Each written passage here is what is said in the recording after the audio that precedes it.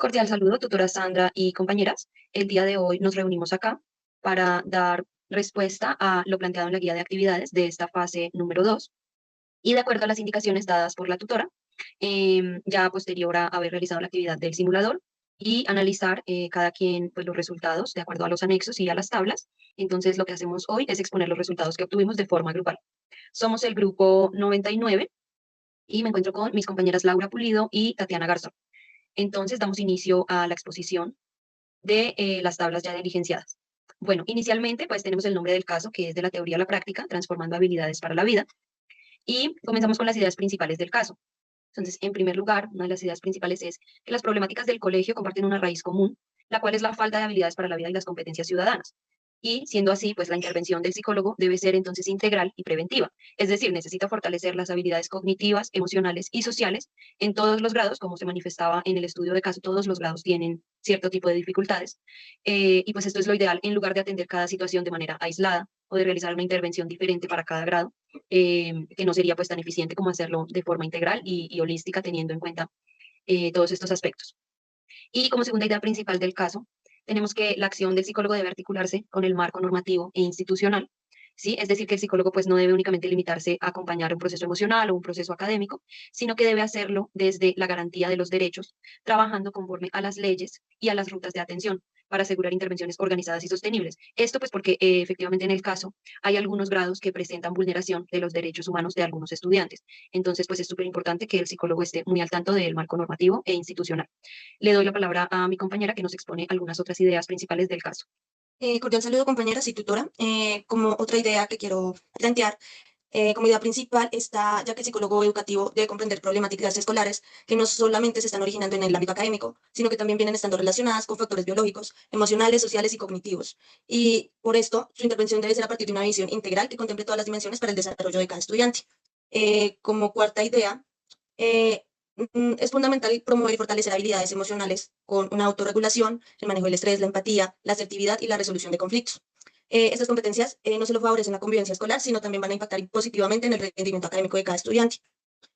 Como quinta idea, el psicólogo debe actuar como garante de derechos dentro de esta institución educativa, promoviendo así la inclusión, el respeto y la diversidad para una convivencia sana. Y asimismo activar rutas de atención correspondientes frente a situaciones de discriminación. Y seguimos con la problemática principal. Le doy la palabra a mi compañera. Bueno, con el saludo. Como problema principal, logramos identificar un déficit estructural en habilidades para la vida y competencias ciudadanas que impacta directamente pues, el desarrollo integral y el ejercicio de los derechos en el contexto escolar. Las causas, pues una de estas es el desarrollo psicológico en la adolescencia, que como lo menciona Marchesi 2015, eh, este desarrollo implica una reorganización cognitiva y socioemocional y si la escuela pues, no acompaña este proceso, aparece desmotivación, baja autorregulación y conflictos interpersonales. Asimismo, podemos hablar de la ubicación, que dice Arena y Mayorga 2024, quien nos señala que la acción psicosocial como praxis implica leer el contexto, es decir, no solo lo que está pasando adentro, sino también se observa dónde está la institución, que como lo dicen, es una zona vulnerable o marginal, donde se presentan limitaciones económicas que reducen oportunidades y la motivación hacia la educación superior. Eh, También encontramos falta de competencias ciudadanas, que Vera nos dice que al haber, o bueno, al no tener competencias ciudadanas, se refleja una discriminación, burlas y vulnerabilidad en derechos. Como consecuencia, se puede observar riesgo de deserciones, de violencia, de vulneración de los derechos fundamentales, bloqueo cognitivo, como lo mencionaban en las evaluaciones, bajo desempeño, falta de interés, estrés, ansiedad y falta de proyección vocacional. Bien, muchas gracias, compañera. Vamos ahora con los ejercicios de intervención psicosocial, en donde hemos identificado algunas acciones que se abordaron desde el rol del psicólogo educativo. Entonces, inicialmente, el caso nos muestra que se hizo un diagnóstico institucional de la problemática, ¿sí? Porque el psicólogo pues inicia su intervención realizando un análisis profundo de la situación institucional y antes de proponer soluciones, pues tiene que identificar las causas estructurales de estas dificultades que se están presentando, especialmente en las habilidades para la vida y las competencias ciudadanas, que es como la problemática principal, como lo mencionaba la compañera. Esto pues nos evidencia un ejercicio profesional que está basado en la evaluación y no en suposiciones. Una cita puntual del caso, en donde nos muestra, nos evidencia pues que este diagnóstico se realizó, es donde nos dice que el psicólogo educativo ha realizado un diagnóstico exhaustivo, identificando como causas principales las falencias en habilidades para la vida y la falta de competencias ciudadanas. Bueno, en segundo lugar tenemos el diseño de orientación y acompañamiento psicosocial. Entonces, a partir de este diagnóstico, el psicólogo propone procesos de orientación y acompañamiento, tanto individuales como grupales. Esto nos muestra que su acción no se limita a únicamente señalar el problema o a decir que existe, sino que se plantea un apoyo continuo y un seguimiento que atiende dimensiones tanto emocionales como sociales y como académicas de los estudiantes, es decir, lo que llamaríamos una acción psicosocial pues completa y bien estructurada. Una cita dentro del caso que nos evidencia esto es en donde nos dice: para abordar esto, el psicólogo educativo propone orientación y acompañamiento psicosocial, así como ajustes curriculares y metodológicos. Muy importante también esa parte. En tercer lugar, tenemos un fortalecimiento de habilidades socioemocionales. Esta es una acción que también el psicólogo desde el rol educativo pues tiene alcance. La intervención se centra pues en el desarrollo de habilidades cognitivas y emocionales como el autoconocimiento, la motivación y la autoconfianza. Y esto lo que nos deja ver es que el psicólogo tiene una mirada preventiva y formativa, más allá de atender simplemente una crisis puntual, quiere ir pues a la raíz del problema, ¿no? Dentro del caso nos mencionaban, las acciones psicosociales se enfocarán en desarrollar habilidades cognitivas y emocionales, autoconocimiento, motivación personal, autoconfianza, entre otras. En cuarto lugar, tenemos la activación de protocolos institucionales, un alcance con el que también cuenta el psicólogo educativo desde su rol, porque hace parte del comité de convivencia escolar. Y pues esto lo reconoce o lo hace acreedor de tener la obligación de activar las rutas cuando hay vulneración de derechos o conflictos graves, lo que se presentaba en el grado séptimo dentro del estudio de caso. Aquí, pues el psicólogo tiene que actuar desde el marco normativo vigente y no solo desde una perspectiva clínica. En el caso nos mencionaban, el psicólogo educativo como miembro del comité de convivencia escolar se rige por la ley 1620 de 2013, entre otras que hacen parte de la legislación. Y en quinto lugar, como última acción que se evidencia por parte del psicólogo, es la defensa de los derechos humanos y la igualdad. Finalmente, pues el psicólogo debe fundamentar su actuar en los principios constitucionales, defendiendo siempre la igualdad, la inclusión y la no discriminación. Esto lo posiciona en un rol no solamente técnico, sino que también debe ser y tiene la obligación de garantizar que los derechos humanos de los estudiantes, en este caso, dentro del entorno educativo, pues se respeten y todas las personas tengan conocimiento de ello, ¿no? Tanto víctimas como agresores. En el caso nos mencionaba que el psicólogo educativo actúa en defensa de los derechos humanos basándose en el artículo 13 de la Constitución Política de Colombia del 91. Bueno, eso con respecto a las acciones, y le doy la palabra a mi compañera para concluir esta tabla.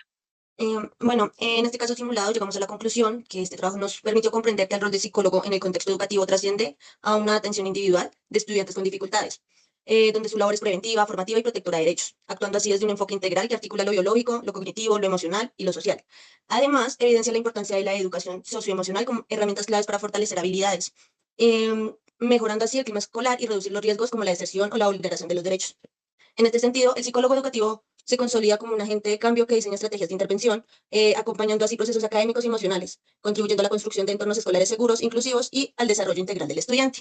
Siendo así, concluimos la primera tabla y continuamos con la tabla número 2. La dimensión son las situaciones presentadas para tener en cuenta como psicólogos. A nivel biológico, eh, se presentan síntomas físicos relacionados como la ansiedad, la sudoración, el bloqueo mental y los dolores de cabeza. También se presentan cambios típicos de la adolescencia que afectan la regulación emocional en los estudiantes. También observamos respuestas fisiológicas como el estrés académico y posibles problemas de sueño o alimentación vinculados con la desmotivación que se presenta en el área académica. Le doy la palabra a mi compañera para mostrarnos el siguiente punto. Gracias, compañera. Efectivamente, analizamos ahora la dimensión afectiva. Entonces, en el caso se describen situaciones como desmotivación académica, afectaciones al proyecto de vida, conflictos interpersonales y experiencias de exclusión, incluida la homofobia. Y a partir de estas situaciones, pues nosotros como psicólogos en formación podemos inferir la presencia de emociones como la frustración, la tristeza, la inseguridad, la ansiedad y los sentimientos de no pertenencia, que hacen parte, pues en este caso, de la dimensión afectiva. En el caso, bueno, se señala que existen falencias en habilidades para la vida y dificultades en competencias ciudadanas. Entonces, no solo se hace referencia a un déficit formativo, sino que también se refiere a posibles limitaciones en el reconocimiento y la regulación emocional. Y las habilidades para la vida, como autoconocimiento y gestión emocional, pues están directamente vinculadas con el bienestar psicológico. Desde esta dimensión, entonces, un psicólogo educativo pues debe evaluar primeramente el estado emocional de los estudiantes, identificando esos indicadores de riesgo como retraimiento, desesperanza o baja autoestima, y analiza cómo estas emociones impactan el desempeño académico y social. La intervención no puede solo centrarse en el rendimiento, sino que debe comprender estas experiencias subjetivas del estudiante. Le doy nuevamente la palabra a mi compañera para que nos cuente qué debemos tener en cuenta en la dimensión cognitiva. Gracias, compañera. En esta dimensión podemos observar cómo se presentan pensamientos negativos o distorsiones cognitivas, como el pensar constantemente que no soy capaz o que no vale la pena intentar. También podemos observar baja confianza en uno mismo y poca planificación en proyectos de vida, así como dificultades en habilidades como la toma de decisiones y la resolución de conflictos. Y también se puede presentar déficit en pensamiento crítico y organización académica. Le doy la palabra a mi compañera para el siguiente punto, que es el conductual. De acuerdo, para la dimensión conductual, entonces vemos que el estudio de caso presenta problemáticas relacionadas con conflictos escolares, posibles situaciones de acoso y dificultades en la convivencia. Estos elementos corresponden a manifestaciones conductuales, efectivamente, que además son observables, como agresiones verbales, exclusión social, desinterés académico o comportamientos disruptivos. En el caso se menciona que hay casos de conflicto, acoso o vulneración de derechos y pues que en esta situación se tienen que activar los protocolos de atención. Es decir, se reconoce que existen conductas que están trascendiendo lo pedagógico y que requieren una intervención institucional.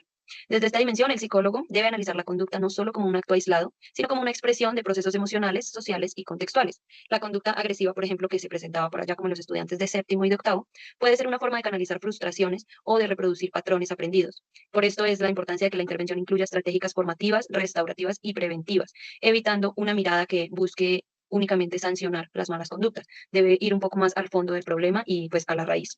Le doy la palabra a mi compañera para la siguiente dimensión.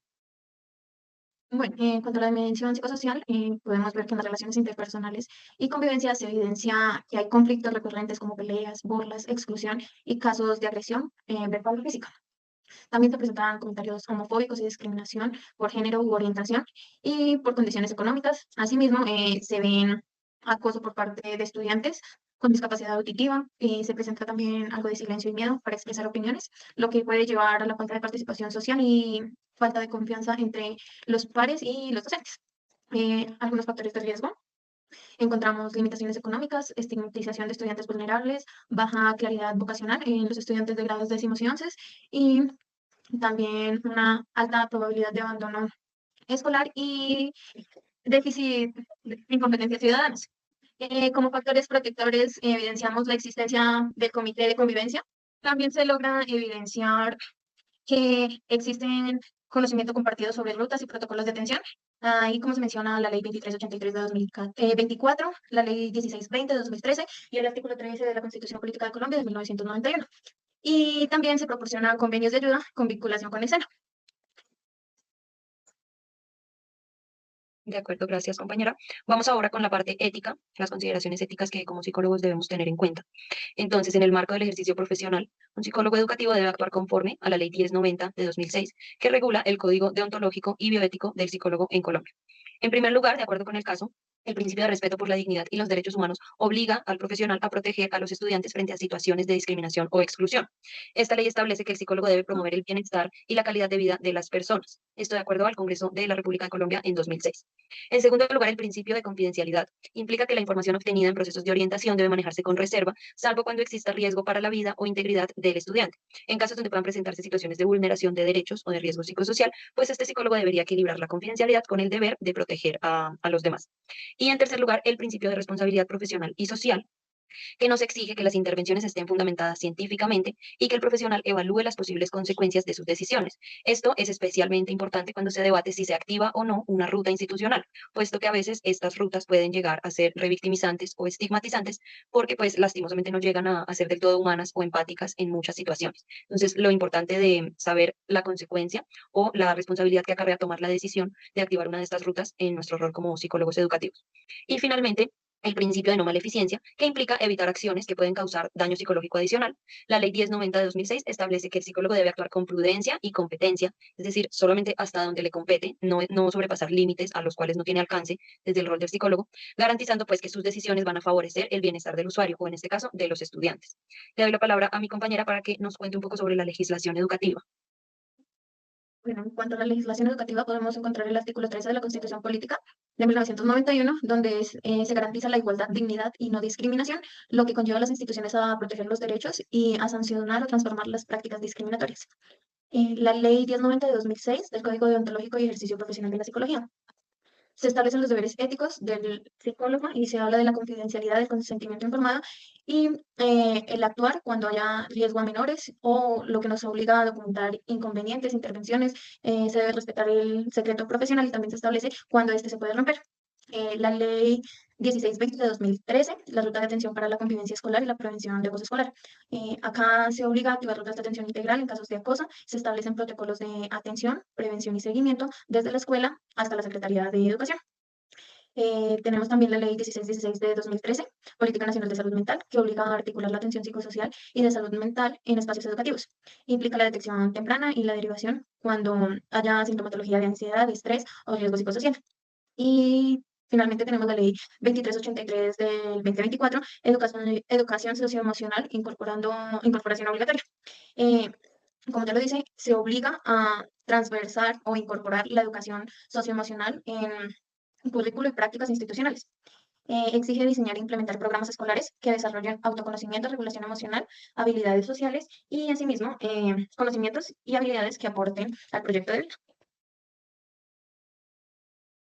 Bueno, en cuanto a la reflexión, podemos decir que el psicólogo en el contexto educativo debe conocer a los actores y analizar sus características, porque la escuela pues no es solo un espacio aislado, sino también es un sistema influenciado pues por factores sociales, económicos, culturales, familiares e incluso políticos, donde impactan directamente el comportamiento, las emociones y el aprendizaje de los estudiantes.